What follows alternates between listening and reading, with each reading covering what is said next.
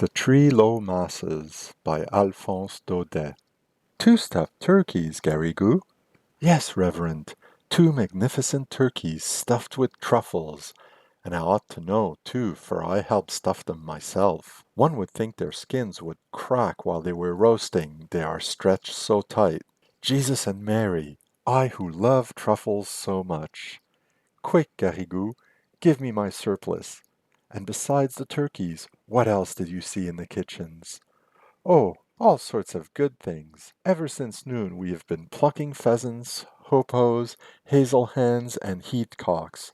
The feathers filled the air.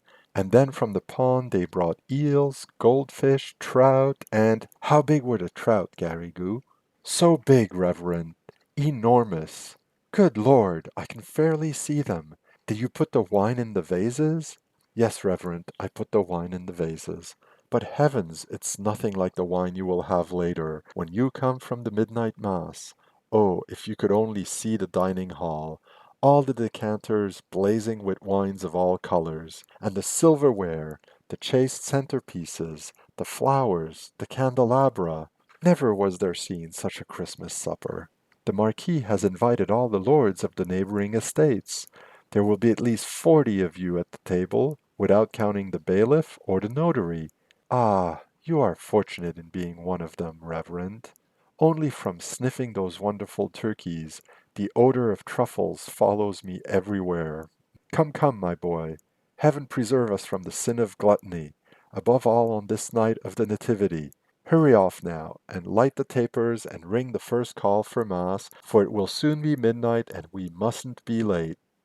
This conversation took place one Christmas night in the year of grace 1600 and something, between the Reverend Dom Balaguer, former prior of the Barnabites and present chaplain of the Sires of Trinquelage, and his little clerk Garrigou, or at least him who he believed to be the little clerk Garrigou, for let me tell you that the devil, that evening, had assumed the round face and uncertain features of the young sacristan, the better to lead the reverend father into temptation and make him commit the frightful sin of gluttony. So while the so-called Garrigou rang out the chimes from the seigneurial chapel, the reverend father slipped on his chasuble in the little vestry of the castle, and, his imagination already excited by Garrigou's gastronomical descriptions, he kept muttering to himself as he got to his vestments, roast turkeys, goldfish, trout, so big. Outside, the night wind blew and spread abroad the music of the bells. Lights began to appear in the darkness on the sides of Mount Ventoux, on whose summit the old towers of Trinquelage upreared their heads. The neighboring farmers and their families were on their way to the castle to hear midnight mass. They climbed the mountains singing gaily in groups of 5 or 6, the father leading the way with his lantern, the women following, wrapped in great dark coats, under which the children snuggled to keep warm. In spite of the cold and the late hour of the night, all these good people walked along merrily, cheered by the thought that on coming from the mass they would find, as usual, a great supper awaiting them downstairs in the castle kitchen. From time to time, on the rough ascent, the carriage of some lord preceded by torch-bearers showed its glimmering window-panes in the moonlight, or a mule trotted along shaking its bells, or again, by the gleam of the great lanterns wrapped in mist, the farmers recognized their bailiff and hailed him as he passed. Good evening, Master Arnoton. Good evening, my children. The night was clear, the stars seemed brightened by the frost, the northeast wind was nipping, and a fine sleet powdered all these cloaks without wetting them, preserving faithfully the tradition of a Christmas white with snow. On the very crest of the mountain, the castle appeared as the goal, with its huge mass of towers and gables, the chapel steeple rising straight into the blue-black sky, and a crowd of little lights moving rapidly hither and thither, winking at all the windows and looking, against the intense black of that lordly pike, like the little sparks that run through the ashes of burnt paper. After passing the drawbridge in the postern, in order to get to the chapel one had to cross the first court, full of coaches, footmen, and sedan chairs silhouetted against the flare of the torches and the glare from the kitchens. One could hear the creaking of the turning spits, the clatter of pots, the tinkling of glassware and silver as they were laid out for the banquet, and above it all floated a warm vapor smelling of roasted meats and the pungent herbs of elaborate sauces, which made the farmers, as well as the chaplain, the bailiff, and everybody say, "What a wonderful midnight supper we are going to have after the Mass." Ding-a-ling-ling, ding-a-ling-ling. The midnight mass has begun. In the chapel of the castle, which is a miniature cathedral with its intercrossed arches and oaken wainscoting up to the ceiling, all the tapestries are hung, all the tapers lighted. What a crowd of people! And what sumptuous costumes! Here, in one of the carven stalls that surround the choir, is the sire of Trinquelage, clad in salmon-colored silk, and around him all the noble lords his guests. Opposite them, on velvet fall-stools, kneeled the old dowager marchioness in a gown of flame-colored brocade, and a young lady of Trinquelage, wearing on her head a great tower of lace, puffed and quilled according to the latest fashion of the French court.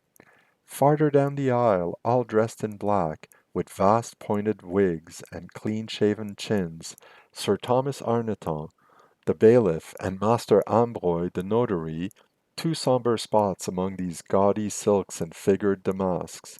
Then come the fat major domos, the pages, the outriders, the stewards, and Dame Barbe, with all her keys dangling at her sides on a great keyring of fine silver.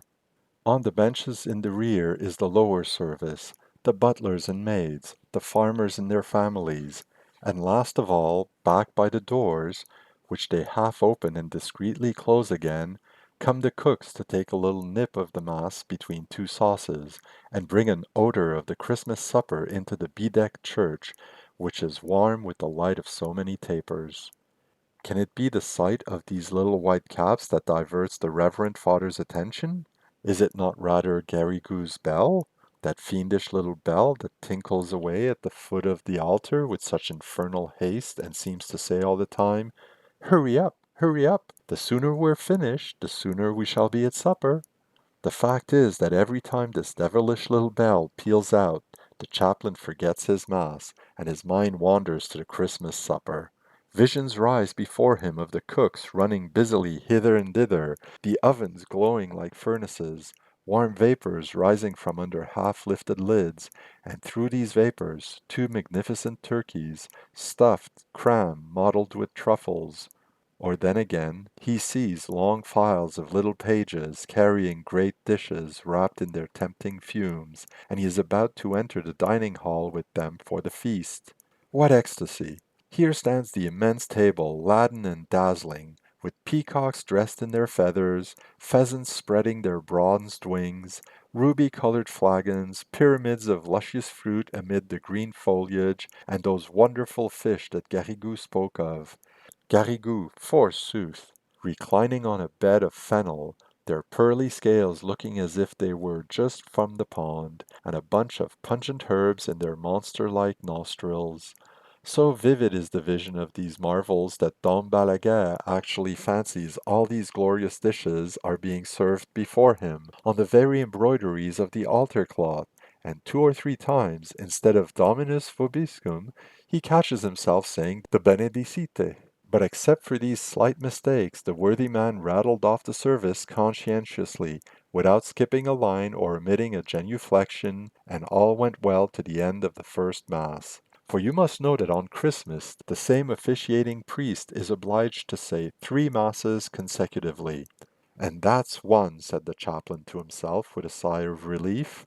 Then, without losing a second, he motioned to his clerk, or him who he believed to be his clerk, and ding-a-ling-ling, ding-a-ling-ling, the second Mass has become, and with it Dom Balaguer's sin.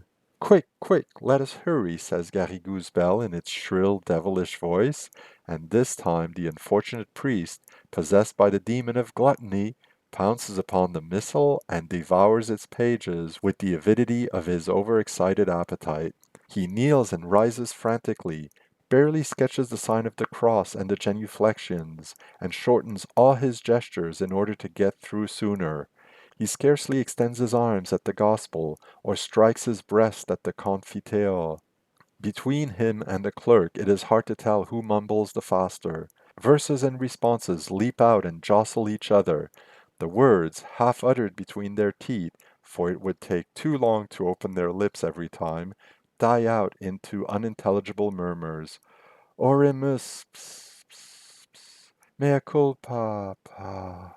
Like hurried vintagers crushing the grapes in the vats, they both splashed about in the Latin of the service, spattering it in every direction. Dum, scum, says Balaguer. Stutuo, replies Garrigou, and all the time the accursed little bell jingles in their ears like the sleigh bells that are put on stage horses to make them gallop faster. You may well believe that at such speed a low mass is soon hurried out of the way. And that's two, said the chaplain, all out of breath.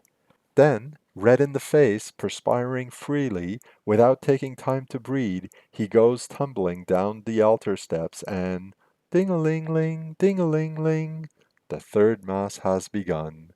There are only a few steps between him and the dining hall, but alas, as the time approaches, the unfortunate Dom Balaguer's fever of impatience and greediness grows. His imagination waxes more vivid. The fish, the roasted turkeys, are there before him. He touches them. Good heavens! He breathes the perfume of the wines and the savory fumes of the dishes, and the infernal little bell calls out frantically to him. Hurry, hurry, faster, faster. But how on earth can he go faster? His lips barely move. He no longer pronounces his words, unless, forsooth, he chooses to cheat the good Lord and swindle him out of his mass. And that is just what he does, the wretched man. Yielding to temptation after temptation, he begins by skipping one verse, then two. Then he finds the epistle too long, so he leaves it unfinished. He skims over the gospel, passes the credo without entering, jumps the pater, salutes the preface from afar, and by leaps and bounds he plunges into eternal damnation, followed by that infamous Garrigou, Vade retro, Satanas, who seconds him with marvelous sympathy, holds up his chasuble, turns the pages two at a time, jostles the lectern, upsets the vases, and constantly rings the bell faster and louder. It would be impossible to describe the bewildered expression of the congregation, compelled to follow, mimicking the priest, through this mass of which they cannot make out a single word. Some get up while others kneel, some sit while others stand, and all the phases of this singular service are jumbled together along the benches in a confusion of varied postures. The Christmas star on its celestial road, journeying towards the little manger yonder, grows pale at seeing such a frightful confusion. The Abbé reads too fast, one can't follow him, murmurs the old dowager marchioness, her voluminous headdress shaking wildly. Master Arnoton, with his great steel spectacles on his nose, hunts desperately in his prayer book to find where on earth is the place. But at heart all these good people, whose minds are equally bent upon the Christmas supper, are not at all disturbed at the idea of following Mass at such breakneck speed, and when Dom Balaguer, his face shining, faces them, and cries out in a thundering voice, Ite missa est, the congregation answers with a Deo gratias, so joyous, so enthusiastic, that one might believe they were already at the table for the first toast of the Christmas supper. 5 minutes later, the assembled lords, with the chaplain in their midst, had taken their seat in the great hall. The castle, brilliantly illuminated from top to bottom, echoed with songs and laughter, and the venerable Don Balaguer planted his fork in a capon's wing, drowning the remorse for his sin in floods of old wine and the savory juice of meats. He ate and drank so heartily, this poor holy man, that he died in the night of a terrible attack of indigestion, without even having time to repent. By morning he reached heaven, his head still swimming from the odors of the supper, and I leave you to imagine how he was received. Get thee gone from my sight, thou wretched Christian, said the sovereign judge, the master of us all. Thy sin is great enough to wipe out the virtues of a lifetime. Ah, thou hast stolen from me a midnight mass. Very well, then, thou shalt pay me 300 masses in its place, and thou shalt not enter into paradise until 300 Christmas masses have been celebrated in thy own chapel, in the presence of all those who sinned with thee and through thee.